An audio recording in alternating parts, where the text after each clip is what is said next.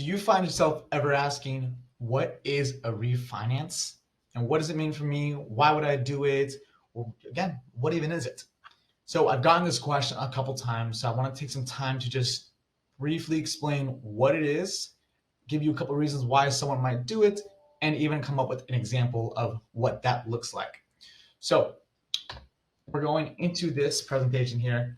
We're going to look at refinancing is a process of getting a new loan to pay off your current loan or loans.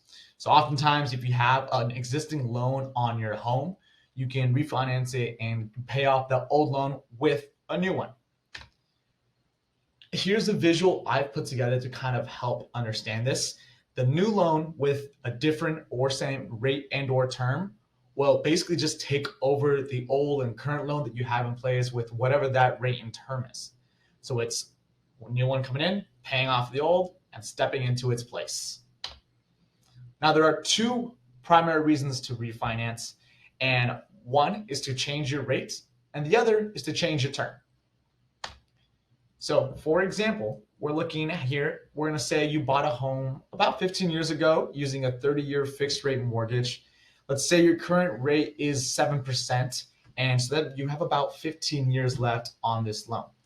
If you wanted to refinance to lower your payment, we could do that with two different strategies here, and that'll depend on the current market. Strategy one to lower your payment is going to be changing the rate. So again, we have this new loan over here taking over the old loan, but the new loan is going to have a lower interest rate and the same term. The other option is to change the term, but that new loan is going to be whatever the market rate is or similar rate, depending again on what the conditions are, but extending your loan term out. So like I mentioned, your current loan has 15 years left. You can get a new loan to extend to 30 years. And I'll show you a couple examples of that in actual numbers.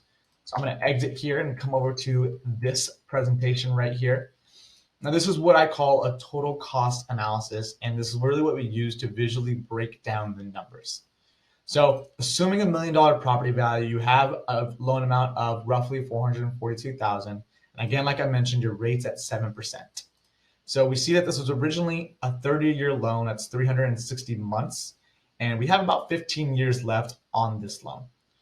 Our current payment is $3,991.82. That does include your PITI. So it's principal, interest, taxes, and insurance. And again, this is all simulated for your benefit and entertainment and education.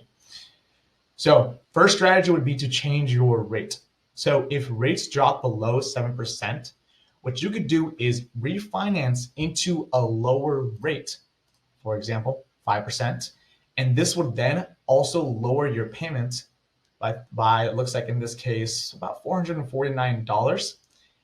What we're doing here though, is we're leaving the term about the same. So since you have 15 years left on your loan, you probably don't want to give up that loan term. So we do a 15-year fixed rate here. And that's what the amortization ends up being. You're going to be paying $3,500, $400 lower.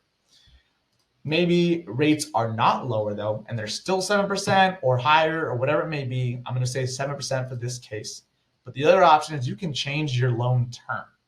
So if you refinance your loan amount into, again, we're just saying the same rate, but you really extend that loan term to 360 months. So you're starting over on your loan, but the benefit of that is adding cash flow here. So you'll see that your payment goes down just about $1,000. So you can see the difference over there on the right, the monthly payment difference. But again, it's about $1,000. Great option if you want to get some short-term monthly savings there. And this one does show, again, down here, your freedom points, 30 years. Again, I'm showing it there as 360 months. And now the last scenario I'm showing in there is a combination of both. So changing your rate and changing your loan term. So in this case, we're showing a rate of 6%, and we're going back to that loan term of 30 years or 360 months. And that gets us a new payment of $26.86, which is the lowest payment out of all these options. And the total difference between what you're currently paying now is about $1,300. So In this specific hypothetical scenario, you would save $1,300 by refinancing and changing both your rate and your term. So there are different situations going on. If there's anything specific that you want to see, please let me know, whether that's through a comment, a DM, or anything else like that. Don't hesitate to reach out. All right. Thank you, everyone, and have a great night.